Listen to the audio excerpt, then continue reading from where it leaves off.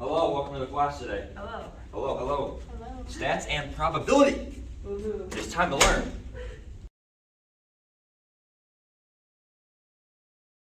All right, class, so today we're going to be entering a new unit, which is stats and probability today. And essentially what we're going to be doing these next couple of days into the next couple of weeks is we're going to be really exploring stats and probability, really actually sometimes even in a geometric sense. So, Ashley?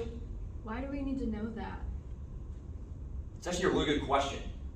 And in all the years I have taught stats and probability, I must say that question has popped up a lot. I want everyone in small groups to talk about ways stats and probability can be applied to your everyday lives.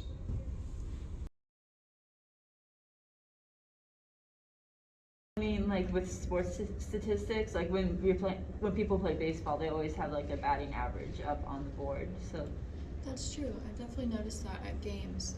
Something else that I found, statistics help predict the weather. Actually, they use it, to like predict the percentage, like the chance of rain and other types of precipitation and things like that.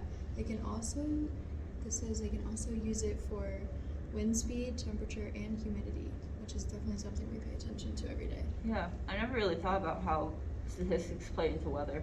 Yeah, it's interesting to think about how we use it in real life without even knowing.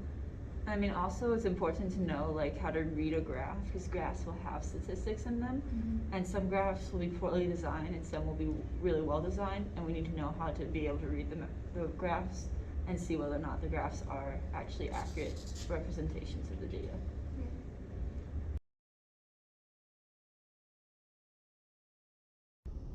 Yeah, John, it's a great idea with video games, and really, if you really think about it, we can play video games and use stats in how we go about that video game. Maybe a better chance to win than lose, right? Any other ideas we have about stats and probability? Maddie in the front. Sports statistics. How so?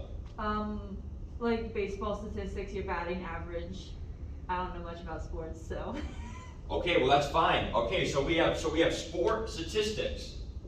Okay, in sports. So you're right, batting averages, football, basketball, free throw percentage. So that is a great way. I think that's one of the most applicative, because when you watch a sports game, you're not gonna leave without seeing some kind of stat.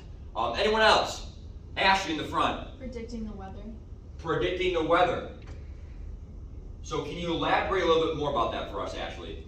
Yeah, they use probability to gauge the chance of precipitation, like rain and snow, and they also use like the statistics of previous weather patterns and things like that to predict the temperature and things like that for the weather. So I have a small question for you. Do you think if it's an 80%, 90% chance of rain, even though it could be a high percent, can we always depend on the stat, and is it always going to tell us what will happen? No, not necessarily. It can change really in the blink of an eye, to be honest. It can always change or be incorrect.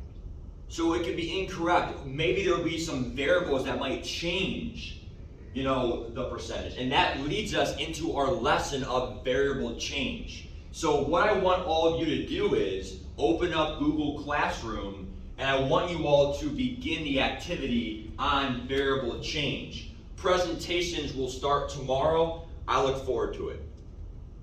I want something just like